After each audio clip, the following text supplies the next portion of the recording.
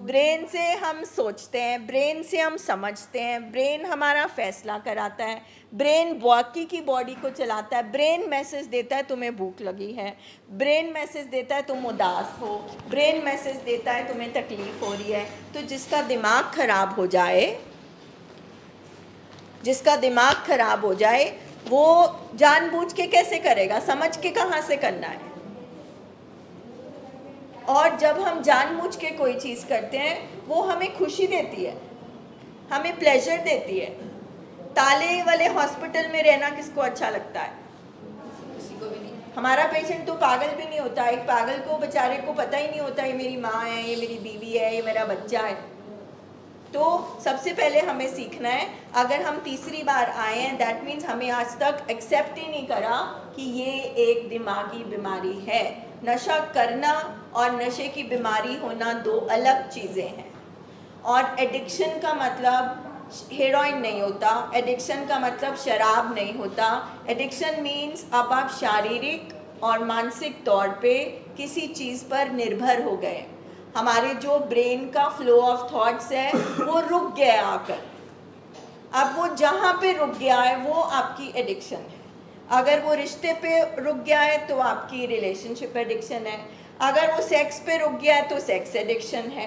अगर वो मनी पे रुक गया है तो वो मनी की एडिक्शन है। That is what addiction is, dependence. Because ये हमारा कमांडर है, ये हमें गाइड करता है। तो जब उसका कमांडर ही बीमार हो गया तो उसको कौन गाइड करेगा? तो ये वाली चीज़ किसको समझनी है? जिसका दिमाग ठीक तरह से नहीं चल रहा वो पहले समझेगा या परिवार समझेगा? फैमिली। परिवार समझेगा। सो जब हम एक्सेप्ट करेंगे ब्रेन डिसऑर्डर है, एडिक्शन क्या होता है, पेशेंट का रिलैप्स क्यों होता है, ट्रीटमेंट क्या होता है, एब्स्टिनेंस क्या होता है, रिकवरी क्या होती है, तो जब हमें पता ही नहीं और हम बिना पेशेंट को, उस पेशेंट को जिसका दिमाग सही तरीके से काम नहीं कर रहा, उसको बिना पूरा इलाज कराए हम उसको ब्लेम नहीं कर सकते, हम उसको गलत नहीं ठहरा सकते। हाँ, चखा उसने अपनी मर्जी से, मगर बीमार तो अपनी मर्जी से नहीं हुआ। तो ये वाली कुछ चीज़ें पहले हमको क्लियर करनी है। आप भी नई फैमिली है हमारे, आप भी। हाँ जी सर, आप कुछ कहना चाहेंगे? की वजह से ना जब ड्रग ले लेता है सो तो आपके वो बेटा ज़्यादा हो जाता है। डायग्नोस्ड पेशेंट है बाइपोलर डिसऑर्डर का। हाँ जी। तो जब वो ड्रग कर लेता है, कोई नशा ले लेता है, फिर ज़्यादा हो जाता है। हाँ जी। तेजी आ जाती है तो उसमें। वो भी छोड़ना चाहता है। हम मर्जी से आया है यहाँ पर ट्रीटमेंट कराने के लिए। कुछ ज़्यादा देर से नहीं हुआ, जब डाइवर्स हुआ ना उसके बाद। ठीक है।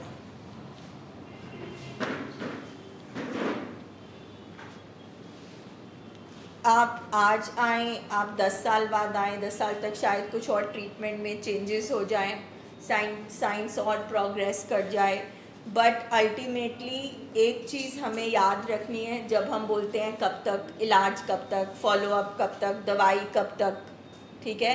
तो एक ऐसी बीमारी है जो पैदा होते अंदर आई थी और मरते दम तक अंदर रहेगी।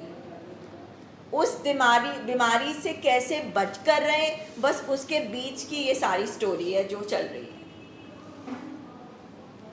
ठीक है। जैसे आप डायबिटीज़ से बचने के लिए शुगर लेवल हाई हो जाए या लो हो जाए, उसके बचने के लिए आप चीज़ें करते हैं। इसी तरह से ये एक ट्रेनिंग प्रोग्राम है जिसमें बताया जाता है कि जेनेटिक्स, जीन्स की वजह से, माहौल की वजह से, पर्सनालिटी की वजह से ये चीज़ अंदर आ जाती है। जीन्स तो अगर है ही अंदर पेशेंट के, तो 5-6 साल का बच्चा नहीं नशा करने लगता, पहले उसके ऐसे बिहेवियर्स आते हैं, उसके दिमाग में, उसका दिमाग एक अलग तरीके से चलता है, फिर आहिस्ता आहिस्ता उसके बिहेवियर्स बदलते हैं, उसके बाद जाके नशा आता है। तो ये सारी चीज़ को समझने के लिए ये ट्रेनिंग सेशंस इम्पॉर्टेंट है। हमारे पास एक पेशेंट एडमिट है, अब उसकी जो वाइफ है वो 1 महीने से पार्टिसिपेट नहीं कर रही है। अब वो मेरे को सडनली क्वेश्चन करती है कि क्या इसके बाद मेरा हस्बैंड ठीक हो जाएगा। अब इतने सारे ट्रेनिंग सेशंस को, इतनी सारी चीज़ों को मैं 15-20 मिनट पे फ़ोन पे कैसे समझाऊँ? सो यहाँ पे सिर्फ फैमिली की पहली एक्सेप्टेंस है, क्योंकि अगर पेशेंट को समझ होती तो फिर हम अस्पताल में नहीं होते, हम होते ही नहीं यहाँ पे। अगर हमारे पेशेंट की समझ काम कर रही होती हम होते ही नहीं हॉस्पिटल में। और हम हॉस्पिटल में सुधारने नहीं आते हैं, सुधारने का कोई अस्पताल नहीं होता। यहाँ डॉक्टर्स हैं, दवाइयाँ हैं, ट्रीटमेंट चल रहा है। ये एक बीमारी है, जब तक आदत को बीमारी से रिप्लेस नहीं करेंगे, या हम बाहर के जो कारण है कि संगत बुरी होती है, बीवी छोड़ के चली गई, वीज़ा रिजेक्शन आ गई, बिजनेस फेल हो गया, नहीं, बीमारी हमारे पेशेंट के अंदर है। और जब तक हम आइडेंटिफाई नहीं करेंगे कि बीमारी है क्या, तब तक हम 3, 4, 5, 6 पता नहीं कितने अस्पताल बदलते रहेंगे और आते रहेंगे। हम जो बचाएंगे, ट्रीटमेंट के ऊपर जिस चीज़ को रखेंगे, ट्रीटमेंट नहीं कभी हो पाएगा। अब जब पूरा टाइम है ना, अब कर्नल साहब आज बैठे हैं तो आर्मी का एग्जाम्पल ही दे देते हैं कि अगर हमें पता है कि पाकिस्तान हमें कभी भी अटैक कर सकता है, तो इंडियन फोर्सेस को क्या करना है कर्नल प्रदीप? इंडियन आर्मी क्या करे? तैयारी रखनी डिफेंस की। अगर 24 घंटे में कभी भी पाकिस्तान हम पे हमला कर सकता है, या चीन कर सकता है, या कोई और कर सकता है, तो हमें क्या करना है? हमें 24 घंटे तैयारी रखनी है। तो ये तैयारी है। साइंस कहता है कि हम नशा एक सोच है, डिप्रेशन एक सोच है, ठीक है, स्किज़ोफ्रेनिया में जो हमारे साइकोटिक एक सोच है। अब जो सोच है वो हमें कुदरत ने एक नेचुरल चीज़ दी है जो पैदा होते से हमारे अंदर है। अब जब तक इंसान मर नहीं जाएगा उसकी सोच नहीं ख़त्म हो सकती। तो हम इसके कोई सोच ख़त्म करने की दवा नहीं बना पा रहे हैं। तो फिर जाहिर है कुछ ना कुछ, इतने लोग सफ़र कर रहे हैं, इतने परिवार दुनिया में ख़त्म हो रहे हैं, तो ये एक तरीका बना, साइंस ने बोला कि ये हमने अब दवाइयाँ बना ली हैं, क्योंकि हमें पता चल गया दिमाग में 200 से ज़्यादा केमिकल है। दिमाग में हमारा ये जो हिस्सा है ये प्री फ्रंटल कॉर्टेक्स है, ये ना इमोशनल ब्रेन है, ये लॉजिक ब्रेन है, ये हमारा पेन न्यूरॉन है। तो जितनी खोजबीन आज तक दिमाग की हुई है उसके अकॉर्डिंग साइंस ने कुछ ऐसी दवाइयाँ बना ली हैं कि अगर जैसे शुगर के लिए बनाई कि अगर किसी की बढ़ जाती है तो इंसुलिन का इंजेक्शन बन गया, ठीक है, बिल्कुल उसी तरह से जब हमारे पेशेंट के केमिकल बढ़ जाएंगे, जैसे तेज़ी आ जाती है आपके बेटे के दिमाग में, अगर डोपामिन बंद हो जाएगा तो ये लो दवाई डोपामिन ब्लॉकर। अगर वो एबनॉर्मल उसके बिहेवियर हो रहे हैं, सोचे हो रही हैं, तो ये लो एंटीसाइकोटिक ड्रग। अगर उसके मूड ऊपर नीचे जा रहे हैं, ये मूड स्टेबलाइजर। अगर उसके दिमाग को शांत करना है, रेस्ट करना है, ये लो रिलैक्सेशन के टैबलेट्स। ये अगर सुलाना है, उसको रेस्ट देना है, तो ये दवाइयाँ हैं। तो ये कुछ दवाइयाँ और कुछ तरीके आपको नहीं पता, सदियों से, इतने सालों से इस बीमारी की खोज चल रही है कि क्या करे, कि पेशेंट नशा क्यों नहीं छोड़ता। उसको मौत भी दिख जाती है वो फिर भी नहीं छोड़ता, उसका सब कुछ ख़त्म हो जाता है वो फिर भी नहीं छोड़ता। एक बाइपोलर में जो पेशेंट है वो पता नहीं क्या क्या बिहेवियर्स कर देता है, एक्सीडेंट कर देता है, मर्डर्स कर देता है, मतलब कोर्ट केसेस हो जाते हैं। तो ये सब चीज़ें कोई जानबूझ के तो करेगा ही नहीं, क्यों करेगा जानबूझ?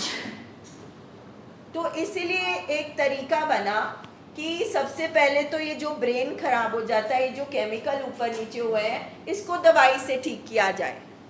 अब जब शुरू में पेशेंट आता है तो उसको डिटॉक्स कर रहे हैं, उसके दिमाग के केमिकल फैले हुए हैं, उसे क्रेविंग हो रही है, उसको तोड़ बज रही है, उसको दवाइयाँ दे के थोड़ा सा स्टेबल किया जाता है कि उसको तकलीफ़ ना हो।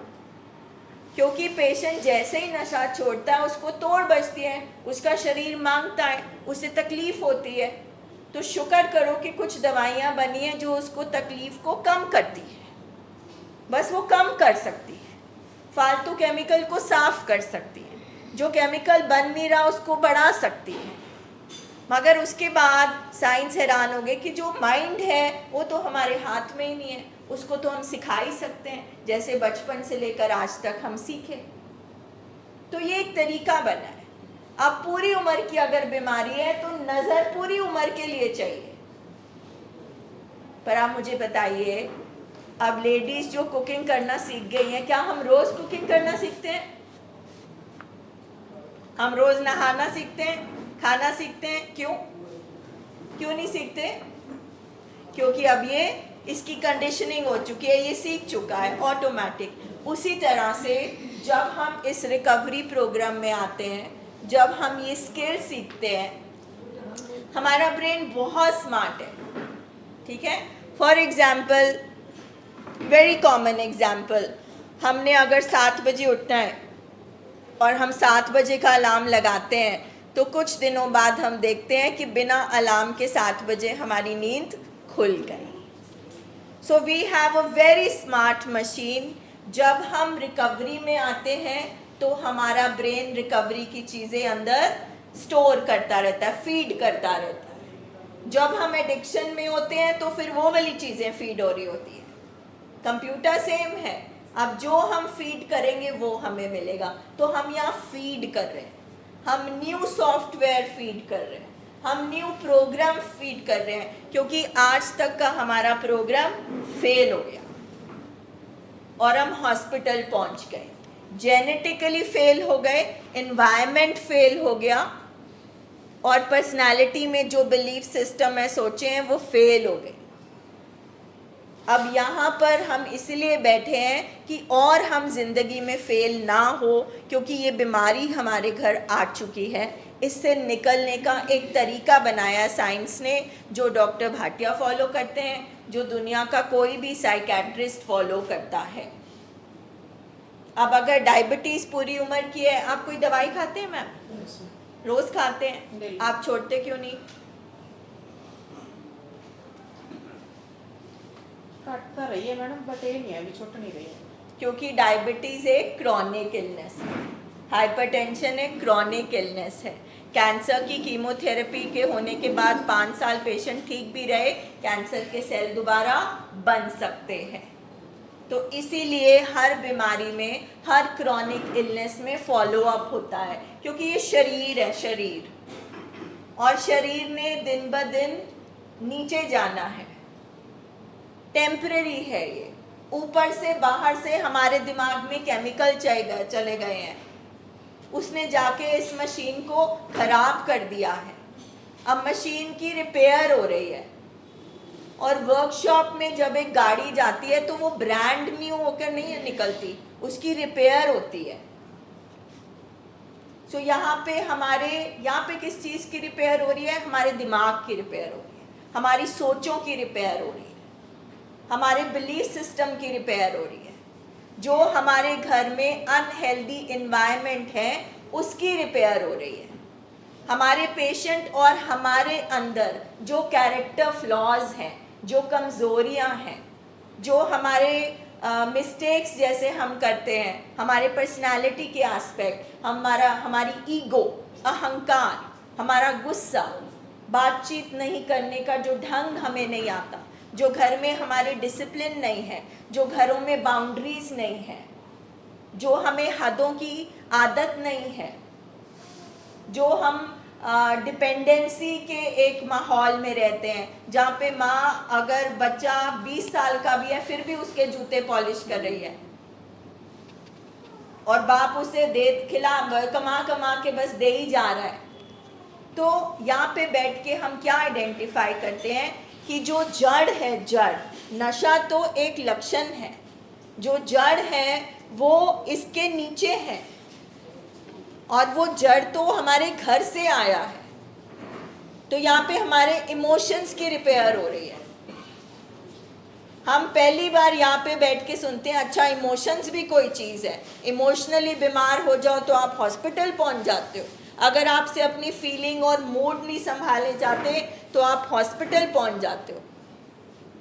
हमें ये सिखाया जाता है अकाउंट ऐसे खोलते हैं, काम ऐसे करते हैं, ये ऐसे होता है, बट अंदर की जो मशीन है उसको कभी नहीं हमें दिखाया जाता। तो हम वो फैमिलीज़ हैं जो अंदर से बीमार हैं, अंदर से रिपेयर हो रही है हमारी। हम इमोशनली बैंकक्रप्ट फैमिलीज़ हैं। इमोशनली शैलो फैमिलीज हैं, और क्योंकि हम अपने आप से कनेक्टेड नहीं है, हम भी इमोशंस को, हमें ऐसे कहा जाता है ना, अच्छा गुस्सा आ रहा है, कोई बात नहीं, ऐसे नहीं करते, ऐसे नहीं करते, अच्छा ये बात है, कोई बात नहीं, कोई बात नहीं, भूल जाओ। मगर ब्रेन कुछ नहीं भूलता। ब्रेन के एक मेमोरी में चीज़ स्टोर है। जैसे प्रेशर कुकर में सीटी बन रही है, आपको रिलीज करना पड़ेगा। आप भूल नहीं सकते, आप प्रोसेस कर सकते हैं। तो एक्सपर्ट्स ने ये समझा, तभी तो साइकोलॉजी की फील्ड बनी, तभी तो साइकेट्रिस्ट आए कि लोग ऐसे क्यों करते हैं। ये रियलाइज़ किया गया कि पर्सन को अपने इमोशंस ही नहीं आइडेंटिफाई करने आते। जब उसके अंदर वो इमोशंस भर जाते हैं तो वो डिप्रेशन में चला जाता है, तो वो मेनिया में चला जाता है, तो वो ड्रग्स करने लग जाता है। हमारे जो फैमिली सिस्टम है वो इतने बीमार हैं कि फैमिली में अगर 5 जन हैं तो अपनी आइडेंटिटी नहीं है। बीवी की आइडेंटिटी उसका पति है या बच्चा है, बहन का भाई है। तो जब हम अपने आप से कनेक्टेड नहीं होंगे तो हम दूसरे के साथ कुछ भी नहीं ठीक कर सकते। और इसके बिल्कुल ऑपोजिट लाइफ हमने लीड करी होती है, जो हम यहाँ पे आके सीखते हैं। दूसरे के लिए करो, दूसरे के लिए करो, दूसरे के लिए करो। और ये प्रोग्राम कहता है पहले अपने लिए करो। जैसे एयरप्लेन में ये अनाउंसमेंट होती है, पहले अपनी पेटी बांधो, पहले अपने आप को ऑक्सीजन मास्क लगाओ। सो इसलिए भी हम फैमिलीज़ को तकलीफ़ होती है, क्योंकि हम बिल्कुल ही डिफरेंट पर्सपेक्टिव से बड़े हुए हैं। बिल्कुल ही डिफरेंट पर्सपेक्टिव है कि ये कोई बड़ी बात नहीं है कि इतने बड़े बच्चे को माँ प्यार से बुर्की खिला रही है। दिस इज़ कॉल्ड ममता। और अगर सलमान खान जैसा एक्टर किसी अपनी बिलावट के लिए मर्डर करे तो वाह क्या जज्बा है मोहब्बत का। हर चीज़ को एक डिफरेंट पर्सपेक्टिव से करा हुआ है। किसी को पता ही नहीं कि भाई शक करना भी बीमारी हो सकती है। अगर एक मतलब ये सब हमारे बीमारी के सिम्टम हैं। गुस्सा सब में है, पर बहुत ज़्यादा गुस्सा, तो जैसे पंजाबी तो गुस्सा ही करते हैं, तो गुस्सा इज इक्वल टू पंजाबी। मतलब ऐसे ऐसे हम बिलीफ सिस्टम के साथ बड़े हुए हैं। और ऊपर से तो यानी कि हमारा केमिकल हेर फेर ऑलरेडी है, ऊपर से एक और केमिकल अंदर चला गया, तो सोचो क्या हो गया। अब ये बीमारी का नेचर ही ऐसा है कि इसमें कितना कुछ समझना है, इसीलिए आप बार बार आ रहे हो। तो इस बार समझ के जाओ कि दोबारा रिलैप्स होके ना हो कि था क्या। जानबूझ के नहीं करता, जानबूझ के पेशेंट नहीं करता। पेशेंट जब तक रिकवरी में नहीं जाएगा वो नशा करता रहेगा, चाहे वो 10 साल उसने नशा छोड़ा हो, उसके बाद वो 11वें साल फिर बीमार होएगा।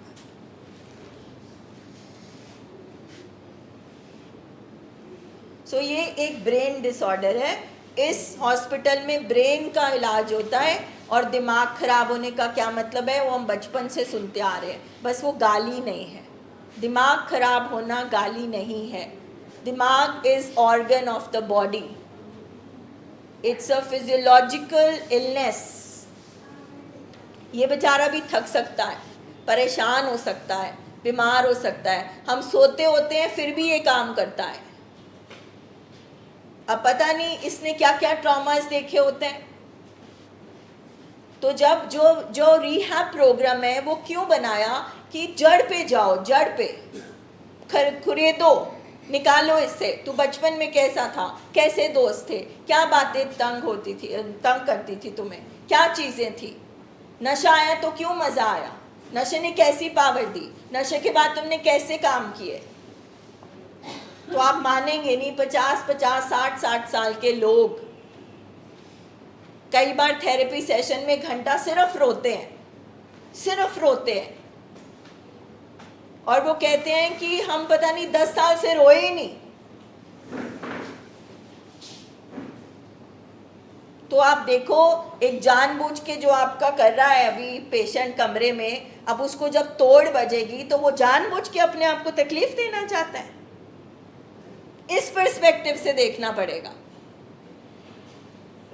कि वो जब तड़प तड़प के नर्सिंग स्टेशन पे दवाई मांगने आता है, उसको मजा आ रहा है। जब तक फैमिली का ये पर्सपेक्टिव चेंज नहीं होएगा आपको इलाज नहीं मिलेगा। अभी हम क्यों बोल रहे हैं जानबूझ के? क्योंकि हम परेशान हैं, हम दर्द में, हमारी इज्जत खराब हो रही है। तो जब तक बीमारी की जड़ में नहीं जाएंगे, जब तक हम ये एक्सेप्ट नहीं करेंगे कि अगर बीमारी अंदर है, सोच अंदर है, सोच ने मरते दम तक आना है, तो ध्यान तो रखना पड़ेगा। But the best part is our brain is very smart. जैसे उसने एडिक्शन को फीड किया, वो रिकवरी भी फीड करती है, फिर ऑटोमेटिकली रिकवरी ही निकलती है अंदर से। सो दैट इज़ वाई आपको मैं बार बार इसलिए नहीं कह रही कि आपको ही पॉइंट आउट कर रही हूँ, जो आगे भी निकल गए हैं अभी भी डिनाइल में है बहुत लोग। But you are coming for the third time, it is our duty कि 3 बार हम समझा नहीं पाए, इस बार ट्राई करते हैं और हम समझने की कोशिश करें।